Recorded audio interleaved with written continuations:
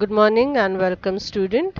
We are going to start third chapter of SM, which is business, corporate and global strategies.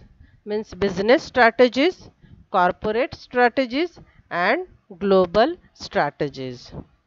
So let me see how much part we are going to cover in today's lecture. See, corporate restructuring strategies, concept, need and various forms. Then under corporate renewal strategy. Okay, in that in concept, internal and external factors and causes. Then strategic alliance topic is there in part C. In that types of alliance, importance, problems and international businesses.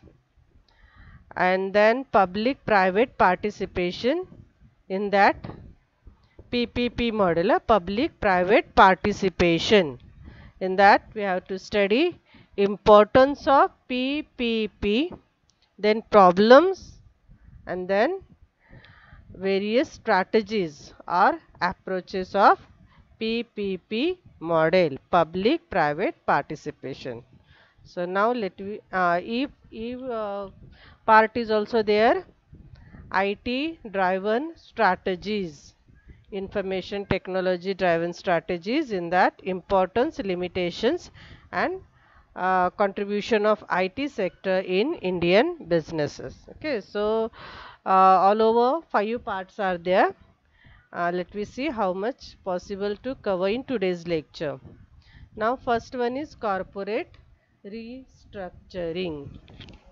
Okay, so in corporate restructuring means what? Reorganize. Restructure karna means reorganize a business firm. Means business, once we started business, then if running in success, we are going for expansion. Then there are various forms of expansion, and we do maybe any or maybe mixture of all the forms of expansion है ना. expansion करना है तो हम कोई तो एक strategy adopt करते, या तो ग्रोथ है, इंटरनल एक्सटर्नल डाइवर्सिफिकेशन, बहुत सारे स्ट्रैटेजीज है, या तो मिक्सचर सब स्ट्रैटेजीज का ग्रोथ करते हैं. देन एक पॉइंट आ जाता है कि हमें पता चलता है कि हमने एक्सपांशन के चक्कर में अनरिलेटेड बिजनेसेस भी स्टार्ट कर दिए हैं कि जिसमें हमारा स्किल नहीं है, तो हम उसमें लॉस में चल रहे हैं. तो that time need has arise to restructure, कि अभी फिर से रिस्ट्रक्चर करो, और जो अनरिलेटेड बिजनेस है, जो हमारे कोर बिजनेस को सूट नहीं हो रहे, तो need to drop out that unit segment part. तो इसीलिए रिस्ट्रक्चर करने की ज़रूरत क्रिएट होती है, नीड अराइज. ओके, सो देखो रीऑर्गेनाइजिंग बिजनेस फर्म में इंक्लूड मेजर रीऑर्गेनाइजिंग. क्या क्या रीऑर्गेनाइज करने के लिए क्या क्या मेथड है? देखो, मर्जर कर सकते हो. माइनर रिस्ट्रक्चरिंग में है कि डाउन साइजिंग ऑफ वर्कफोर्स जो है उनको डाउन साइज करो. तो ये रिस्ट्रक्चर है. The purpose of restructuring, purpose क्या है? देखो, टू मेक बेस्ट यूज, हम जो रिसोर्सेस है हमारे, तो उनका best use in order to generate higher return on investment. हमने जो भी इन्वेस्टमेंट किया है तो उसमें हायर रिटर्न जनरेट होना चाहिए. इसीलिए जो रिसोर्सेस है उसका ऑप्टिमम या बेस्ट यूज करने के लिए रिस्ट्रक्चरिंग किया जाता है. ओके, तो रिस्ट्रक्चरिंग आपको पता चल गया है. देखो, ग्रोथ एंड एक्सपांशन. तो corporate restructuring helps to growth and expansion. तो क्या कैसे होता है? देखो, मर्जर से क्या होता है? मर्जर में take company to grow faster as compare to firms that, थोड़ा ब्लर आया है. Okay, let me use book also. Compare to firm that undertake internal expansion. तो क्या बोला है कि अगर हम मर्जर करते हैं तो हमें किसी का तो रेडी बिजनेस मिल जाता है ना. इंटरनल एक्सपांशन अगर करना है तो हमें पूरा अरेंजमेंट रिसोर्स वो सब करना पड़ेगा। लेकिन हम मर्जर करते हैं तो विथ रिसोर्स हमें कुछ रेडी बिजनेस मिल जाता है। तो क्या बोला है, ये कॉरपोरेट रिस्ट्रक्चरिंग के लिए मर्जर जो है ग्रोथ एंड एक्सपेंशन के लिए बेस्ट वे है। ओके, देन क्या बोला है, कॉम्पिटिटिव एडवांटेज। सो अगर हम कॉरपोरेट रिस्ट्रक्चरिंग करते हैं तो कॉम्पिटिटिव एडवांटेज हमें मिल जाता है, गेन कॉम्पिटिटिव एडवांटेज, क्योंकि हम जो भी मर्जर करते हैं, टेक ओवर करते हैं, तो उस कंपनी का हमें जो भी एसेट है, रिसोर्सेस है, रेडीली मिल जाता है, राइट। तो कॉम्पिटिटिव एडवांटेज मिल जाता है। ओके, तो लार्ज स्केल प्रोडक्शन है, डिस्ट्रीब्यूशन है, ये सब करते हैं। देन कॉरपोरेट इमेज, ऑब्वियसली हम जो भी कंपनी अंडरटेक करते हैं तो और या फिर हम कंपनी ओवरटेक करते हैं या फिर मर्ज करते हैं किसी के साथ, तो ऑब्वियसली दो कंपनी का एसेट इम्प्रूव हो, एसेट जॉइंट हो जाता है, तो उसका बेनिफिट मिल जाता है, राइट। और वही कंपनी रिस्ट्रक्चरिंग करती है कि जिसका परफॉर्मेंस बेस्ट है। तो बेस्ट परफॉर्मेंस के साथ कॉरपोरेट इमेज जो है in the mind of various stakeholders always increase या बिल्ड रहता ही है। ओके, सो ये कौन है, ये सब स्टेक होल्डर्स है। Then concentration on core business. Okay, तो corporate restructuring enable to focus on core business. तो क्या बोला है देखो, in some cases firm find difficult to manage growing businesses. जो बिजनेस ग्रो, हमने नए नए बिजनेस हम ग्रो कर रहे हैं, तो वो मैनेज करना डिफिकल्ट हो जाता है। सो देयरफॉर इट में divest. Divest means what, yes, divest, divest करना means what, fast answer.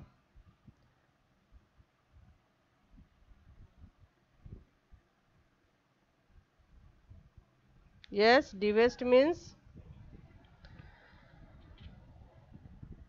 Invest करना, मीन्स उसमें इन्वेस्टमेंट डालना, और डिवेस्ट करना मीन्स इन्वेस्टमेंट निकालना। मीन्स इन्वेस्टमेंट कैसे मिलेगा हमें, वो सेल करके, यस सोनल। तो डिवेस्ट, डिवेस्टमेंट, लेकिन उसका मीनिंग क्या है, यस फरहान, बिजनेस सेल करके।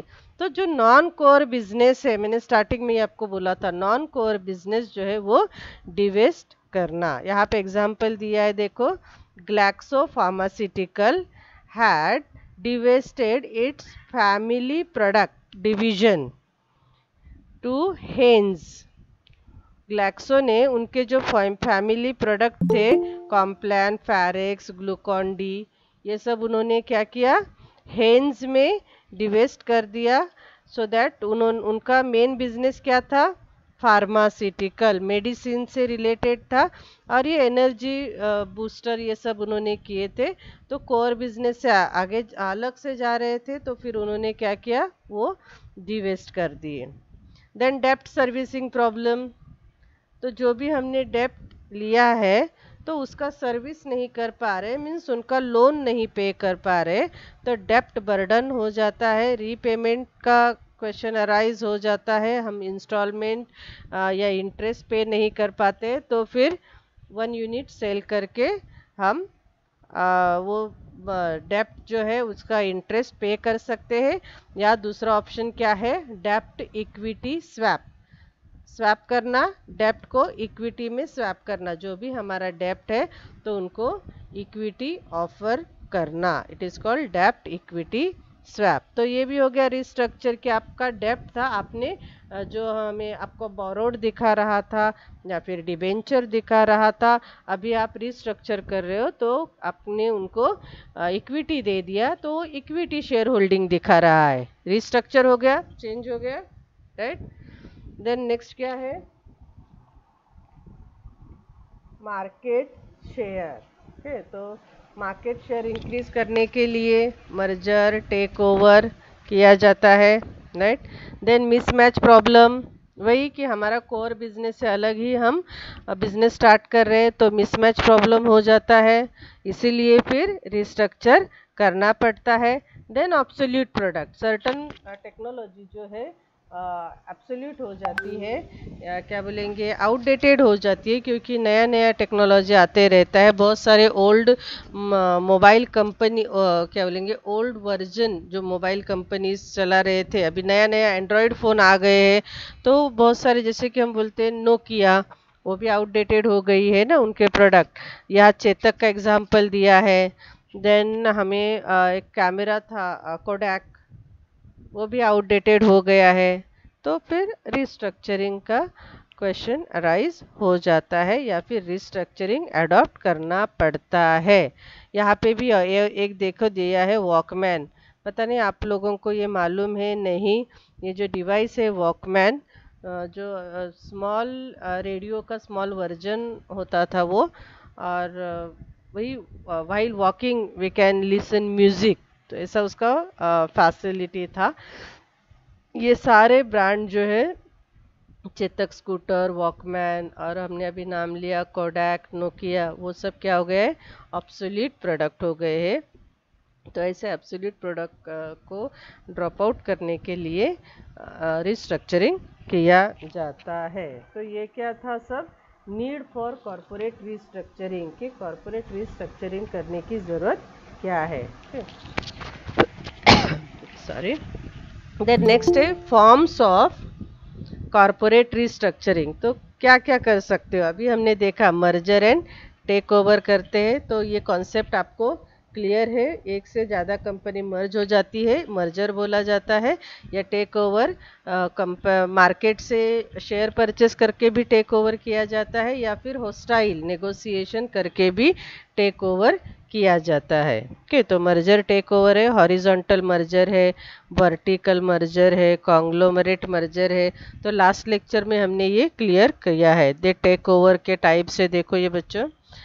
देन पोर्टफोलियो, यस पोर्टफोलियो क्या होता है बताओ, यस फास्ट। पोर्टफोलियो का रिस्ट्रक्चरिंग करना, यस यस स्टूडेंट्स, पोर्टफोलियो क्या होते हैं, यस आंसर फास्ट।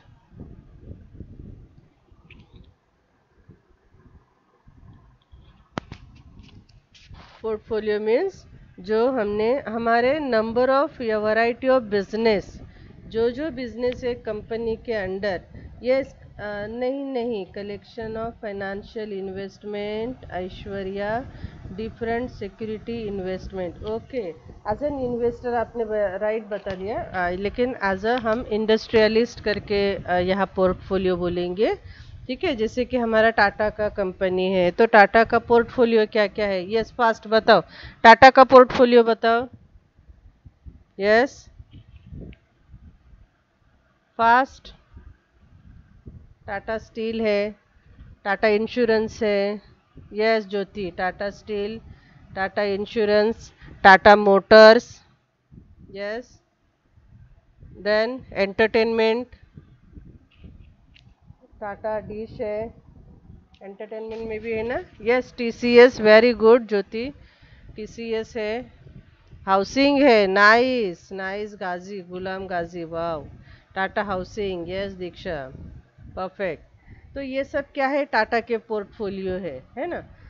तो यस टाटा कार, टाटा नमक, फूड प्रोडक्ट्स भी है ना टाटा के, टाटा ज्वेलरी है, then Tata products, yes. Then Tata jewellery हो गया, और क्या है, टाइटन वॉच, राइट। तो ये सब क्या है, पोर्टफोलियो। ओके, तो अभी पोर्टफोलियो रिस्ट्रक्चरिंग करना है। देखो टाटा स्टील से स्टार्ट किया था, और अभी फूड में भी है, ज्वेलरी में भी है, राइट। तो ये ग्रोथ में क्या हो जाता है, अनरिलेटेड बिजनेस में भी हम एक्सपेंशन करते हैं, राइट। तो फिर पोर्टफोलियो रिस्ट्रक्चरिंग, तो पोर्टफोलियो को रिस्ट्रक्चर करना है means what, modify the business portfolio. या तो आप डिवेस्टिट्यूचर करो, या जो मर्ज किया था तो फिर से डीमर्ज करो। ओके, डिवेस्टिट्यूचर करो, उसको अलग करो या फिर डीमर्ज करो, तो मॉडिफाई द बिजनेस पोर्टफोलियो में। तो देखो यहाँ पे क्या बोला है, परचेस ऑफ डिवीजन और प्लांट, परचेस करना। ओके, तो फर्म क्या कर सकती है, परचेस डिवीजन और प्लांट ऑफ अनदर फर्म, दूसरा से सिमिलर फर्म रहेगा तो उसका यूनिट क्या बोला है, अनदर फर्म का डिवीजन या फिर प्लांट परचेस कर सकते हैं। क्यों, इंटेंशन क्या है देखो, to for improving market and financial position. तो जो भी हम जैसे कि अभी टाटा ज्वेलरी में है समझो, तो ज्वेलरी का दूसरे कंपनी का भी अगर परचेस करते हैं वो लोग, मर्ज करते हैं, तो उनका मार्केट एक्सपेंशन हो जाएगा as well as financial position और स्ट्रांग हो जाएगा। ओके, फूड इंडस्ट्री में वो किसी के साथ अगर मर्जिंग करते हैं, मर्ज करते हैं, तो दोनों का मार्केट एक हो जाएगा एज वेल एज दोनों भी एक दूसरे के रिसोर्स यूज कर सकते हैं, तो फाइनेंशियल पोजीशन भी स्ट्रांग होता है। देन दूसरा क्या है, डिवेस्टिट्यूचर। तो डिवेस्टिट्यूचर का मीनिंग क्या है देखो, अभी परचेस किया बोला था ना यहाँ पे हमने, तो यहाँ पे डिवेस्टिट्यूचर मीन्स सेल करो, सेल। देखो कोई तो परचेस कर रहा है मीन्स कोई तो सेल कर रहा है ना, राइट। तो सेल भी जो हो रहा है वो भी as a part of portfolio restructuring. तो sell off a division of a plant और unit one firm to another. तो क्या होता है देखो, सेल करने से क्या हो जाता है, अब हमारे पास फंड आ जाता है, राइट। जो भी हमने सेल किया तो पैसा आ गया, तो रेजिंग कैपिटल, तो cash strap firms can raise, जहाँ पे कैश शॉर्टेज आ गया है तो वो लोग अपना लिक्विडिटी इम्प्रूव करने के लिए सेल करके फंड रेज कर सकते हैं। देन वही यूनिट हम सेल करते हैं जो हमें लॉस, हमें हैंडल करना प्रॉपर नहीं आ रहा है या तो लॉस में रन हो रहा है, ओके, अर्न लो रिटर्न्स और सफरिंग लॉसेस। देन हमारे कोर बिजनेस से अलग जा रहा है, तो दूसरा उसमें एफिशिएंट कंपनी अगर वो सेल करना, परचेस करना चाहती है तो हम सेल करते हैं, तो फिर हमें पॉसिबल है concentration on core business. And then उसकी वजह से हमारा एफिशिएंसी लो दिख रहा था, तो अगर हमने वो यूनिट सेल कर दिया तो इम्प्रूवमेंट इन एफिशिएंसी। ओके, तो ये डिवेस्टिट्यूचर, सेल ऑफ यूनिट का हमें बेनिफिट है। देन नेक्स्ट है डी मर्जर। ओके, तो मर्जर मालूम है, तो डी मर्जर क्या है, व्हेन फर्म ट्रांसफर वन और more of its unit to another firm, एक या एक से ज़्यादा यूनिट अनदर फर्म को ट्रांसफर करते हैं, it is called demerger. Okay, तो डी मर्जन में क्या है देखो, spin off and split up. तो डिवीजन और plant is spun off into independent company. तो इंडिपेंडेंट कंपनी से क्या हो जाता है फिर, the parent company and spun off company, दो सेपरेट फर्म अलग अलग हो जाते हैं। और स्प्लिट में क्या है, स्प्लिट इनटू टू और मोर इंडिपेंडेंट कंपनीज में हो जाते हैं। तो इसमें क्या है, the existence company losses its existence and new entities come into, totally split हो जाते हैं। यहाँ पे क्या दो सेपरेट हो गया, पेरेंट कंपनी एंड जो अलग किया गया है वो इंडिपेंडेंट हो गई, और यहाँ पे एक कंपनी का एग्जिस्टेंस ही लॉस हो जाता है। ओके, ये रीज़न ऑफ डी मर्जर, वही सेम रीज़न ही होते हैं, शार्पर फोकस। तो फोकस करना है, जो हमें डीमर्ज किया हमने अलग कर दिया, तो जो रिमेनिंग है उन पे फोकस करना है। इम्प्रूव्ड इनिशिएटिव्स एंड अकाउंटेबिलिटी, जो हमारे पास अभी यूनिट है वहाँ पे इनिशिएटिव लेना है और उसके लिए हम अकाउंटेबल रहेंगे। ओके, तो ये सब रिगार्डिंग पोर्टफोलियो रिस्ट्रक्चरिंग था। अभी देखो फाइनेंशियल रिस्ट्रक्चरिंग, तो ये सब हमने एफवाई में भी किया है, right. Going public, going public means private company हमने स्टार्ट किया था, अभी पब्लिक में उसको कन्वर्जन करना है। तो पब्लिक का कन्वर्जन करने से क्या बेनिफिट होता है, यस बच्चों बताओ, पब्लिक में कन्वर्जन करना तो क्या क्या बेनिफिट होता है, यस। क्या बेनिफिट होता है? प्राइवेट कंपनी था हमारा, या तो सोल ट्रेडिंग था, पार्टनरशिप था, तो अभी हमें पब्लिक करना है उसको। क्या बेनिफिट होगा? पब्लिक से फंड रेज कर, यस वेरी गुड गुलाम काजी, वेरी गुड। फंड कलेक्टेड होता है, राइट। यूज फंड पॉसिबल है क्योंकि पब्लिक सब्सक्रिप्शन का हमें वहाँ पे अपॉर्चुनिटी मिलता है। Yes Jyoti, share holders increase, very good. तो ये पब्लिक सब्सक्रिप्शन या पब्लिक डिपॉजिट पॉसिबल किया जाता है या अलाउ होता है, तो ये बेनिफिट है, वेरी गुड। डेप्ट इक्विटी स्वैप, अभी आपको समझ में आ गया कि डेप्ट को सर्व करना अगर डिफ़िकल्ट है, हम उनको इंस्टॉलमेंट या इंटरेस्ट नहीं पे कर पा रहे हैं, तो हम क्या करेंगे, उनको इक्विटी होल्डर्स में कन्वर्ट करेंगे। ओके। देन है लीवरेज बाय आउट। तो लीवरेज बाय आउट क्या है? देखो, एक्विजिशन या फिर परचेस डिवीजन या यूनिट ऑफ कंपनी, तो परचेस करना है, लेकिन कैसे? देखो, बाय डेप्ट finance and low equity. Okay, तो आपको जो भी परचेस करना है तो आपको क्या करना पड़ेगा? या तो लोन करके आप करते हो और लिमिटेड ही इक्विटी मार्केट में ओपन करते हो। ओके, ऐसा करके फंड रेज करोगे और जो भी डिवीजन या यूनिट बाय करना है वो किया जाएगा। It is called leverage buy out. Okay. Then buy back of shares, तो ये मीनिंग से ही आपको समझ में आता है कि मार्केट में शेयर हमने इशू कर दिए हैं फॉर पब्लिक सब्सक्रिप्शन के लिए, बट हमें ऐसा लगता है कि मे बी हमारे इतने शेयर मार्केट में है कि कोई परचेस करके हमारी कंपनी का कंट्रोल या फिर हमें टेक ओवर कर सकता है। तो अगर ऐसा कुछ एप्रीहेंशन रहेगा तो क्या किया जाता है? हम अपने ही कंपनी के शेयर मार्केट से परचेस किए जाते हैं, रीपरचेस, इसको क्या बोलते हैं? Repurchase own share from the market. Okay, तो दिस वाज फाइनेंशियल रिस्ट्रक्चरिंग। अभी ऑर्गेनाइजेशनल रिस्ट्रक्चरिंग, तो एक इंडस्ट्री के अंडर हमने जो भी डिफरेंट फर्म स्टार्ट किए हैं, तो उसका a good number of firms are resorting to organisational restructuring. तो क्या करना है? रीग्रुपिंग ऑफ बिजनेस, तो डिफरेंट बिजनेसेस है, तो अभी उनका अगेन ग्रुपिंग करना है। एक टाइप के बिजनेस, जैसे अभी हमने बोला कि टाटा का ही एग्जांपल लेते हैं, बहुत सारे बिजनेसेस हैं उनके, तो उनका सॉल्ट का यूनिट रहेगा, नमक दे आर प्रोड्यूसिंग, है ना। देन टी है, टाटा टी है, तो टाटा का वैरायटी ऑफ टी है, ग्रीन टी है, एनर्जेटिक टी है ना, या फिर अदर एनर्जेटिक ड्रिंक रहेगा। तो ये फूड रिलेटेड एक ग्रुप करना।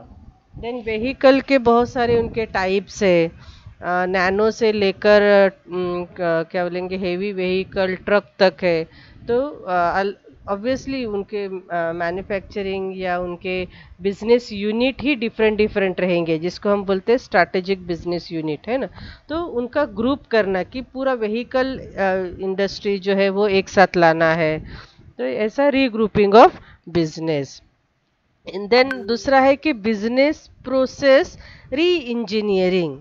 तो हमने जब स्टार्ट किया था, जो भी बिजनेस का हमारा मैन्युफैक्चरिंग का प्रोसेस था, राइट, तो बाद में हम रेपिटेशन ऑफ वर्क से हमें एफिशिएंसी आ जाती है, राइट। तो हमें लगता है कि नहीं, ये प्रोसेस हमें नहीं होना चाहिए था, तो हमारा स्पीड और बढ़ जाएगा, ऐसा कुछ तो समझ में आ ही जाता है सेम वर्क रिपीटेड करने से। तो फिर उस प्रोसेस को क्या करना है? री इंजीनियर, या फिर उसको बोला जाता है रीडिज़ाइन।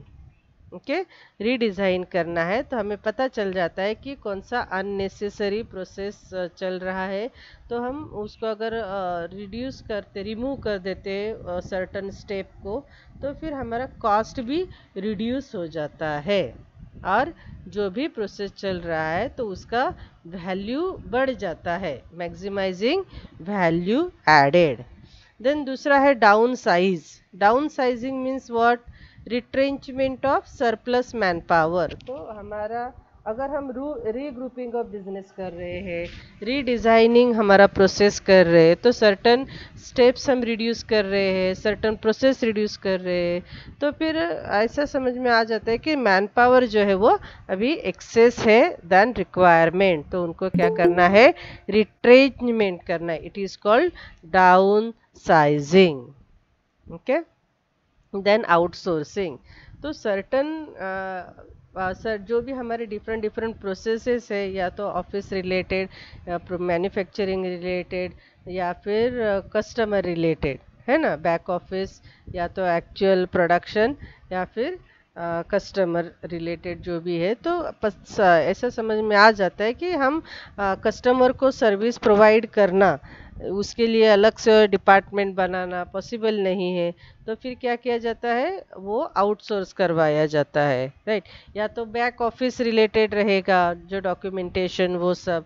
तो अगर हम मैन्युफैक्चरिंग में एक्सीलेंट है, तो पॉसिबल नहीं है कि हमें ऑफिशियल वर्क में भी हम एक्सीलेंस अचीव कर पाए, तो फिर हम ऑफिस वर्क आउटसोर्स करते हैं। तो सर्टन या फिर मार्केटिंग आउटसोर्स करना है, तो कोई तो प्रोसेस आउटसोर्स करना। ओके, इसमें क्या है देखो, रिसोर्टिंग टू आउटसोर्सिंग, और क्या बोला जाता है उसको, कॉन्ट्रैक्टिंग, किसी को उसका कॉन्ट्रैक्ट कर देना।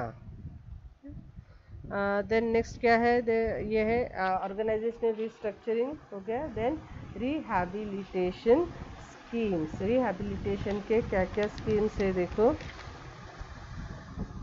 सो यूनिट कैन बी रिवाइव करना to improve financial position by adopting revival scheme. क्या क्या है, सेटलमेंट विथ क्रेडिटर्स, तो हम डेप्ट को सर्व नहीं कर पा रहे, डेप्ट को इंटरेस्ट या इंस्टॉलमेंट पे नहीं कर पा रहे, तो हम क्या कर सकते हैं, बैड डेट होने से बेस्ट है कि हम क्रेडिटर्स के साथ सेटलमेंट करेंगे। ओके, तो क्रेडिटर्स के साथ क्या सेटलमेंट करेंगे कि हम हमारा जो इंटरेस्ट है, प्रिंसिपल अमाउंट का जो पेमेंट है, तो उसका रीशेड्यूलिंग करके लेंगे।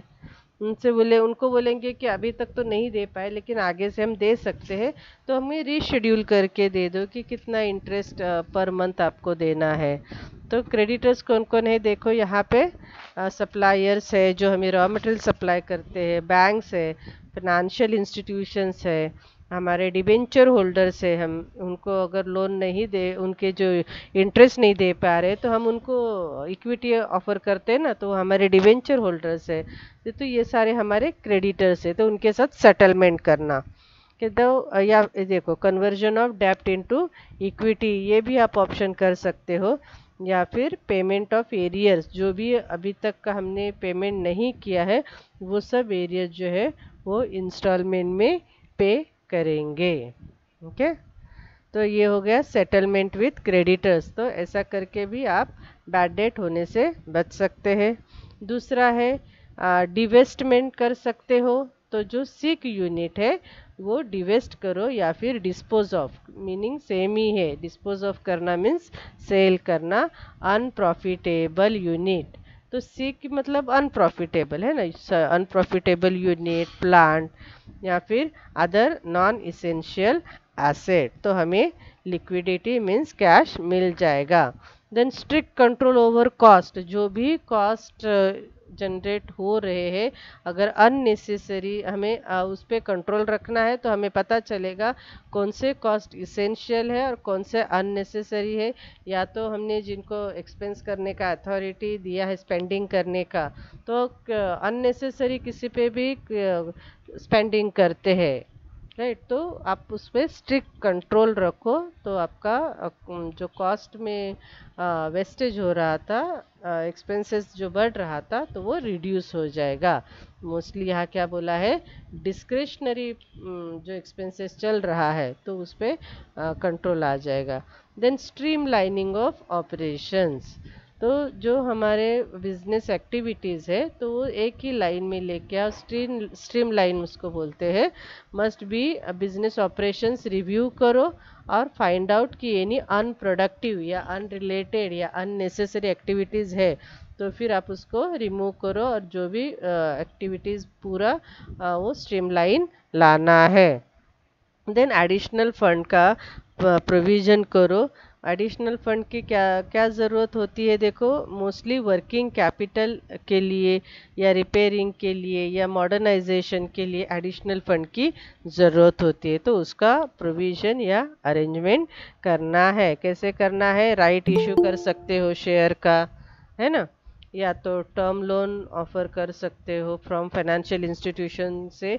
आप short term, mid term, term loan या लॉन्ग टर्म लोन ले सकते हो, या फिर अदर सोर्सेज से लोन लेके एडिशनल कैपिटल का प्रोविज़न करना है for the working capital needs, repairs, modernisation, जो भी न्यू टेक्नोलॉजी आया है वो अडॉप्ट करने के लिए, परचेज करने के लिए। Okay, then there are other scheme also which is reduction. ये तो हमने देखा, सरप्लस मैन पावर जो है उनको रिडक्शन करो, चेंज इन एग्जिस्टिंग या फिर इनकम्पिटेंट मैनेजमेंट।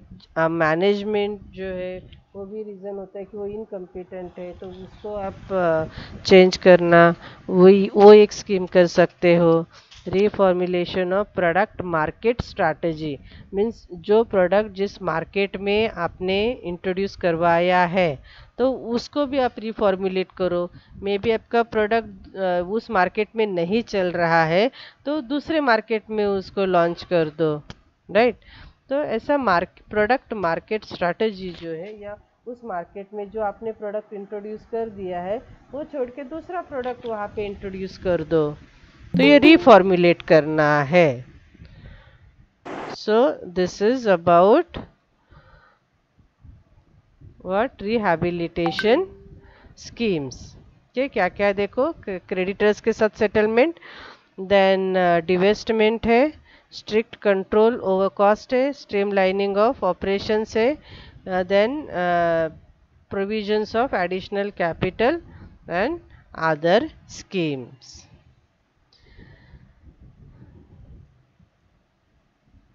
ओके, तो नेक्स्ट कॉन्सेप्ट है कॉरपोरेट रिन्यूअल। ओके, तो कॉरपोरेट रिन्यूअल वही सेम टॉपिक ही है, उसमें देखो एक्ट और process of making changes. Renew करना मीन्स चेंजेस करना इन कंपनी, तो इससे क्या हो जाएगा, in order to improve it और मोर सक्सेसफुल वो बन जाएगी। ओके, तो ये सब देखो वही सब पॉइंट है, merger, takeover, turnaround, divestment, liquidation, intensification, portfolio, financial restructuring, organisational restructuring, तो ये सब क्या है, कॉरपोरेट रिन्यूअल के फॉर्म्स है। तो कॉरपोरेट रिन्यूअल का नीड क्यों अराइज होता है, क्या कॉज है कि हमें कॉरपोरेट का रिन्यूअल करना पड़ता है या रिस्ट्रक्चरिंग करना पड़ता है। तो देखो इंटरनल कॉजेस है, तो इंटरनल में प्रोडक्शन रिलेटेड, या फिर आपने फॉल्टी प्रोडक्ट डिज़ाइन किया है, या फिर आपका प्रोडक्शन प्लानिंग एंड कंट्रोल में प्रॉब्लम है, मैनेजमेंट जो है पुअर क्वालिटी है, देन फॉल्टी इन्वेंटरी मैनेजमेंट, जो इन्वेंटरी रिलेटेड आपको जो मैनेजमेंट कर रहे हो तो उससे आपको प्रॉपर आइडिया नहीं आ रहा है कि इन्वेंटरी आपका इक्वल है, ओवर है या अंडर है ना। Lack of R and D नहीं करते हो तो प्रोडक्शन रिलेटेड कॉजेस है।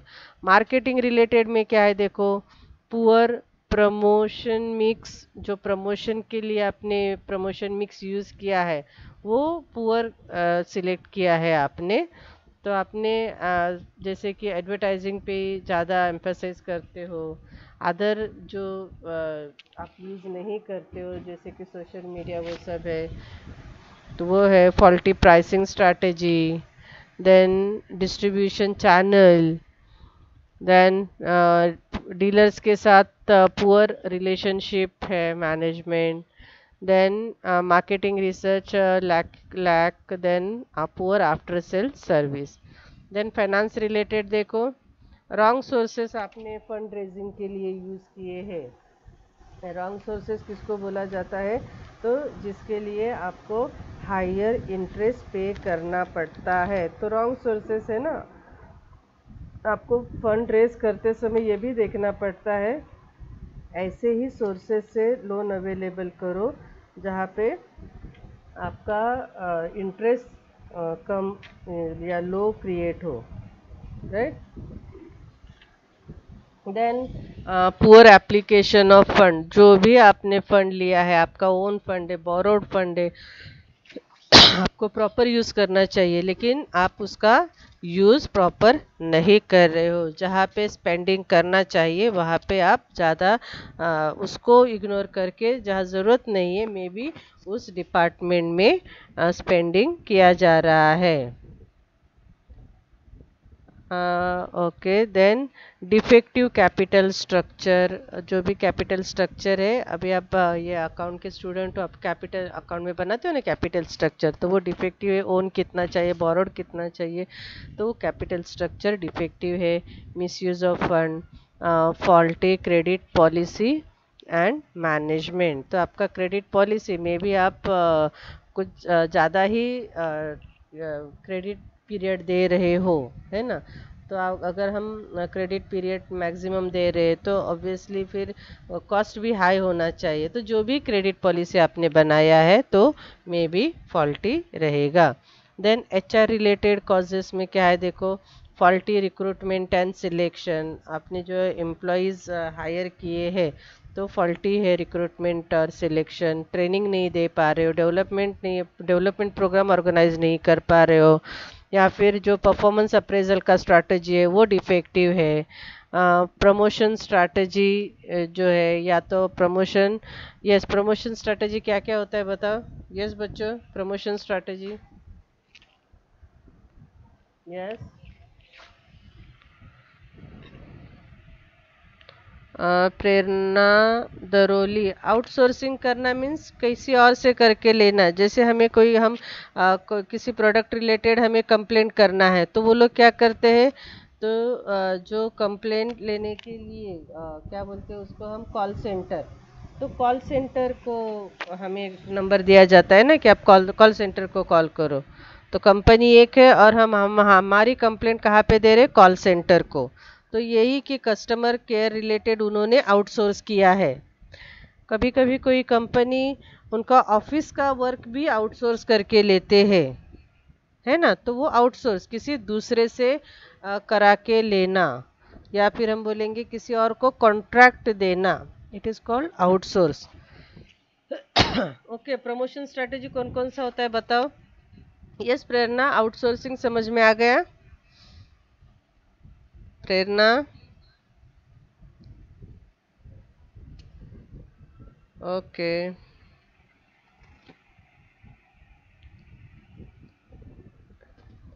अभी प्रमोशन स्ट्रैटेजी बताओ ऐश्वर्या। प्रमोशन, ये प्रमोशन देखो यहाँ पे क्या लिखा है Aishwarya. Yes, HR, human resource, हम जॉब करते हैं ना तो हमारे लिए प्रमोशन स्ट्रैटेजी यहाँ पे एक दिया है, देखो, सीनियरिटी बेसिस पे प्रमोशन होता है, और दूसरा है परफॉर्मेंस बेसिस पे, जिसका परफॉर्मेंस बेस्ट है। मोस्टली मैनेजरियल लेवल के लिए प्रमोशन स्ट्रैटेजी क्या है कि best performance and quick promotion, है ना। जैसे जैसे आपका परफॉर्मेंस बेस्ट रहेगा तो आपको क्विक प्रमोशन रहेगा। लेकिन लोअर लेवल मैनेजर्स बोलेंगे या फिर लोअर लेवल एम्प्लॉयज़, उनके लिए जैसे जितने आपके नंबर ऑफ ईयर सर्विस होती है तो अकॉर्डिंगली आपकी सीनियरिटी बेसिस पे प्रमोशन दिया जाता है। ये क्या है, promotion strategy. Understand Aishwarya. Yes Prerna, Aishwarya respond करो। देन कॉम्पेंसेशन स्ट्रैटेजी, तो कॉम्पेंसेशन की यही कि एम्प्लॉयज़ को जो जो आप बेनिफिट दे रहे हो, जैसे कि उनका बेस्ट परफॉर्मेंस है तो उनको हम रिवार्ड देंगे, है ना।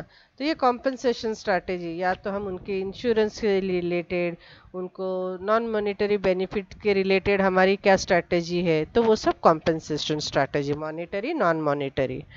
तो ये है HR related. Then external causes देखो, कंपटीशन, प्रॉब्लम ऑफ कंपटीशन, तो देखो फॉल्टी पब्लिसिटी कैंपेन, कंपटीशन की वजह से भी हमें देखना पड़ता है कि कॉम्पिटिटर क्या क्या यस, किसी का तो स्पीकर ऑन हो गए। कॉम्पिटिटर क्या क्या स्ट्रैटेजी कर रहा है ना, तो अकॉर्डिंगली कॉम्पिटिटर्स के स्ट्रैटेजीज का भी हम हमारे बिजनेस पे अफेक्ट होता है। तो देखो क्या क्या है। कॉम्पिटिटर क्या कर रहा है, पब्लिसिटी कैंपेन जो कर रहा है तो वो फॉल्टी है। अनएथिकल एडवर्टाइजिंग वो कर रहा है, जो क्वालिटी उसके प्रोडक्ट में नहीं है उसका भी वो एग्जागरेटेड स्टेटमेंट कर रहा है। या तो हमारे प्रोडक्ट का बस नाम नहीं यूज़ कर रहा है बट बाकी सब यूज़ करके वो कंपैरिजन दिखा रहा है उसके उनके एडवर्टाइजमेंट में करते हैं ना अभी।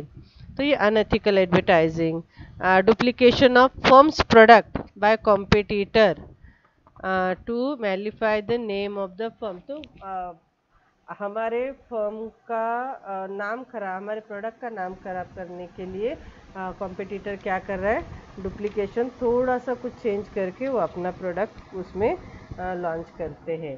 Deliberate adulteration of firms product, कुछ एडल्टरेशन किया जाता है, तो क्या बोलते हैं हम, मिक्सचर या भेसळ बोलते हैं ना, तो वो किया जाता है। प्रेशर ऑन डीलर, डीलर पे प्रेशर डाला जाता है कि पर्टिकुलर फर्म के प्रोडक्ट अगर आप प्रमोट करोगे या फिर आप स्टॉक रखोगे तो हम आप हमारे प्रोडक्ट, हमारे कंपनी के प्रोडक्ट आपको डील करने के लिए, सेल करने के लिए अवेलेबल नहीं करेंगे, ऐसा भी प्रेशर डाला जाता है। देन प्राइस रिगिंग, तो प्राइस रिगिंग में क्या है कि या तो प्राइस बढ़ा के प्राइस लो प्राइस पे भी प्रोडक्ट मार्केट में अवेलेबल करना कि जो कंपटीशन जो है वही ख़त्म हो जाएगा और हमारा मोनोपोली। तो ऐसे कॉम्पिटिटर्स के भी प्रॉब्लम की वजह से हमारा रिवैल्यूएशन का रिवाइव करना पड़ता है, कॉरपोरेट रिवाइव करना पड़ता है। देन इंटरनेशनल प्रॉब्लम होते हैं। तो इंटरनेशनल प्रॉब्लम, इंटरनेशनल मार्केट में अगर रिसेशन आया है तो जो भी इंटरनेशनल या एक्सपोर्ट बिजनेस करते हैं तो उनको उसकी वजह से अफेक्ट होता है। देन गवर्नमेंट का पॉलिसी, तो ये बहुत ज़रूरी है। हम देखते हैं अभी हमारे गवर्नमेंट के जो भी पॉलिसी है, अभी जो फार्मर रिलेटेड पॉलिसी है तो बिजनेसमैन के फेवर में है। यहाँ पे हमने क्या बोला है कि गवर्नमेंट का पॉलिसी जो है वो बिजनेस के फेवर में होना चाहिए, तभी बिजनेस पीपल जो है वो इंड्यूस होते हैं उस टाइप का बिजनेस करने में, राइट। तो गवर्नमेंट पॉलिसी अगर बिजनेस के फेवर में रहेगा तो अकॉर्डिंगली बिजनेस मोटिवेट होता है या बिजनेस प्रमोट होता है। तो गवर्नमेंट सपोज किसी प्रोडक्ट पे टैक्सेस इम्पोज करती है, हाई टैक्सेस इम्पोज करती है तो वो कॉस्टली हो जाता है, तो एडवर्स हो गया ना, बिजनेस फर्म्स में गेट एडवर्सली अफेक्टेड। या तो फॉरेन फर्म्स को अलाउ करते हैं तो डोमेस्टिक मार्केट या डोमेस्टिक इंडस्ट्रीज को डिफ़िकल्टी होती है फॉरेन फर्म्स के साथ compete करना, तो ये गवर्नमेंट का पॉलिसी है।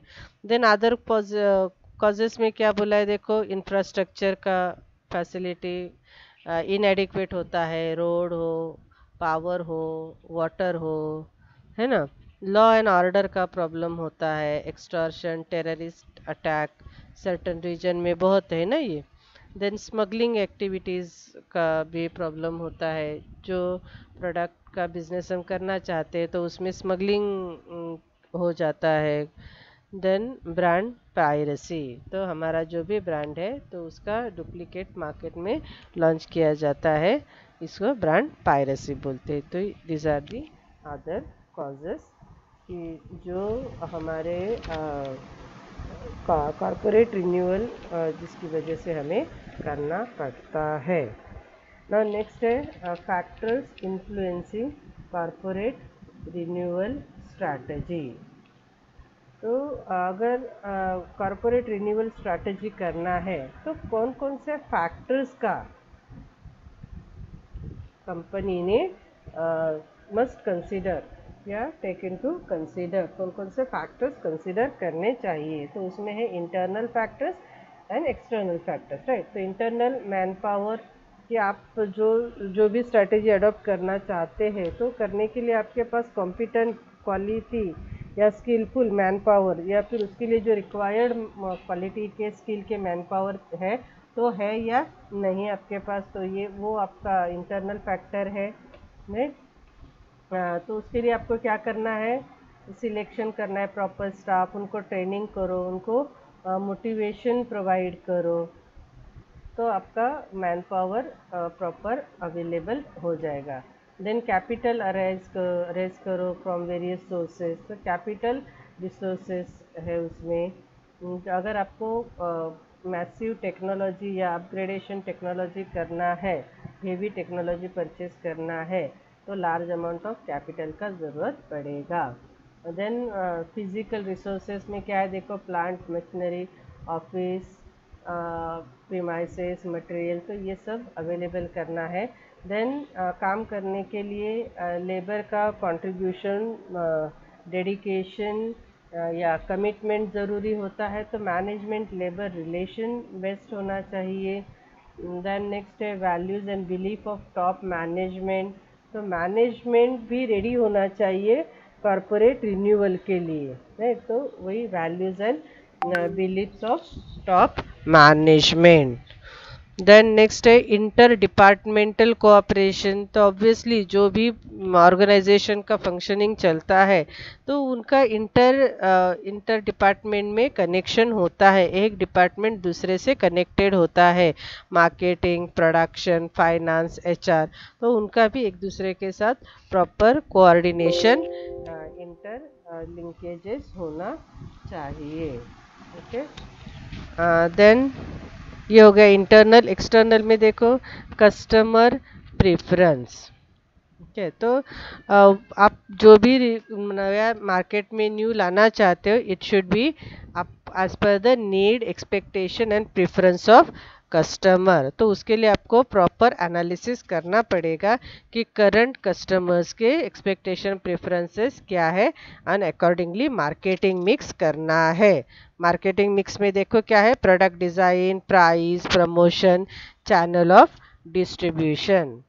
देन जो कंपटीशन है मार्केटिंग में, अभी हमने देखा कॉम्पिटिटिव फैक्टर्स में, तो वो उसके लिए क्या करना चाहिए, वो कॉम्पिटिटर्स का जो भी स्ट्रैटेजी है तो प्रॉपर एनालाइज करो और अपना स्ट्रैटेजी उसी डायरेक्शन में बनाना है। ओके, सो ये हो गया, there must be analyse the marketing mix of competitor. Then और क्या बोला है, there may be gap between customer expectation and current product offering. अभी जो प्रोडक्ट मार्केट में है और कस्टमर का एक्सपेक्टेशन, उसमें अगर गैप है मीन्स व्हाट, जैसे कि हम बोलते हैं, जैसे कि अभी एसी, एक फॉर एग्जांपल एसी जो है, बस पहले जो हमने एडवर्टाइजमेंट देखा था कि कूलिंग कैपेसिटी रिलेटेड वो सब था, राइट। देन फिर भी नया नया कंपनीज एसी में एसी प्रोडक्ट लॉन्च करती ही है। तो फिर अगर आपको भी एसी लॉन्च करना है और पहले ही मार्केट में एसी है, तो आपको देखना पड़ेगा कि कस्टमर का एक्सपेक्टेशन क्या है और वो पर्टिकुलर प्रोडक्ट, जैसे हम फॉर एग्जांपल लेते हैं एसी, वो क्या फैसिलिटी या बेनिफिट कस्टमर को ऑफर कर रहा है। मोस्टली तो सब कंपनीज कूलिंग देती है। फिर ऐसे समझ में आया कि लोड शेडिंग का हमारे इंडिया में बहुत प्रॉब्लम है, राइट। तो फिर किसी ने वो इन्वर्टर पर चलने वाला एसी मार्केट में ला दिया, तो ये गैप समझ में आ गया। देन ऐसा है कि ये समझ में आता है कि लोग एसी परचेस करना चाहते हैं, बट उसका इलेक्ट्रिसिटी कंजम्पशन बहुत है। देन ये गैप समझ में आ गया कि इलेक्ट्रिसिटी कंजम्पशन की वजह से कस्टमर परचेस करने का रेशियो कम है। देन उसे किसी ने वो गैप समझ के फिर वो स्टार जो प्रोवाइड करते हैं ना कि 5 स्टार एसी, 3 स्टार एसी, तो वो इलेक्ट्रिसिटी कंजम्पशन बताता है। Yes, power saving, very good Alfiya. तो ऐसा गैप समझ में आना है। जैसे कि अभी फ्रिज में भी हम देखेंगे बहुत सारे नया नया टेक्नोलॉजी आ रहा है, तो ये टेक्नोलॉजी कैसे आता है, तो ये एनालिसिस किया जाता है कस्टमर का एक्सपेक्टेशन क्या है। देखो अभी तो हम फ्रिज जो यूज़ करते हैं तो हमें टाइम नहीं होता, हमें कभी कभी पता नहीं चलता है कि फ्रिज के क्या क्या प्रोडक्ट ख़त्म हो रहे हैं, राइट। बट अभी जो नया वर्जन आया है फ्रिज का, तो उसमें इंडिकेटर होता है और वो हमें बताता है कि आपके प्रोडक्ट कौन कौन से जो फ्रिज में रखे हुए हैं, तो उसका इन्वेंटरी लेवल हमें बता देता है ना। तो this is the gap, right student. तो ये आपको ध्यान में रखना है। देन गवर्नमेंट पॉलिसीज, तो क्या बोला है, business firm that intends to introduce renewal, तो उन्होंने गवर्नमेंट का पॉलिसी एनालाइज करना चाहिए। तो गवर्नमेंट का पॉलिसी फेवरेबल है तो उसका एडवांटेज करना चाहिए, लेना चाहिए, और रिन्यूअल स्ट्रैटेजी अडॉप्ट करके बिजनेस इम्प्रूव करना चाहिए। देन इंटरनेशनल एनवायरनमेंट, तो इंटरनेशनल एनवायरनमेंट का भी तो जो इंटरनेशनल पॉलिसीज़ है वहाँ की, तो उसका बेनिफिट लेना चाहिए। तो ये फेवरेबल है तो ग्रोथ स्ट्रैटेजी अडॉप्ट करना चाहिए। अगर फेवरेबल नहीं है तो स्टेबिलिटी स्ट्रैटेजी, बस जो चल रहा है वो चलने दो, अभी आगे उसमें एक्सपेंशन नहीं करना है। देन सपोर्ट फ्रॉम इन्वेस्टर्स और लेंडर्स। ओके, तो आपको अगर ग्रोथ स्ट्रैटेजी करना है तो इन्वेस्टर या आपको जो लोन प्रोवाइड करने वाले हैं उनसे आपको सपोर्ट लेना चाहिए। ओके, तो वही मैसिव फंड कहाँ लगता है, टेक ओवर में, या फिर इंटेंसिफिकेशन, प्रोडक्ट डेवलपमेंट या मार्केट डेवलपमेंट इंटेंसिफिकेशन के टाइप है, तो इसके लिए आपको लोन की ज़रूरत होती है। Then public support, so public support का भी ज़रूरत होती है in setting up new project. Then public interest group, politicians may object setting up plant in certain areas या फिर स्टेट्स, है ना। जैसे हमने देखा कि अपना जो नैनो प्रोजेक्ट था, तो वहाँ उसको पश्चिम बंगाल के क्या बोलेंगे, पब्लिक या फिर पॉलिटिशियंस ने उनको वहाँ पे प्लांट सेटअप करने में ऑब्स्टेकल क्रिएट कर दिए और वो प्लांट वहाँ पे सेटअप नहीं हो पाया। तो यही भी देखना है कि पब्लिक सपोर्ट, पॉलिटिशियन का सपोर्ट मिलना चाहिए। ओके, तो on the ground of pollution, कोई पोल्यूशन की वजह से या फिर अदर रीज़न की, यही कि उनको लगता है कि हमारा लैंड जो हम फार्मिंग करते हैं वो लैंड जो है वो इंडस्ट्रीज़ को देनी पड़ती है, तो हमारा जो ट्रेडिशनल या प्रीवैलेंट हमारा बिजनेस है वो हम नहीं कर पाएंगे। वो ये नहीं सोचते कि हमें इंडस्ट्रीज़ आ जाएगी तो जॉब मिल जाएगा, और जॉब मिलता है तो ऑब्वियसली अपने फाइनेंशियल कंडीशन जो है फैमिली की डेवलप होती है। तो ये जो ग्राउंड है इसके बेसिस पे पब्लिक या फिर पॉलिटिशियंस जो है वो ऑब्स्ट्रक्ट क्रिएट करते हैं। अच्छा, नैनो का ये देखो, मैंने यहाँ नहीं पढ़ा था, nano project shifted from West Bengal to Gujarat, तो नैनो प्रोडक्ट वेस्ट बंगाल से गुजरात में शिफ्ट हो गया। Therefore, business firm must analyze situation accordingly and then take decision to set up new project in any areas or state. So, with this, we sum up our today's lecture and stop here. So, thank you, student.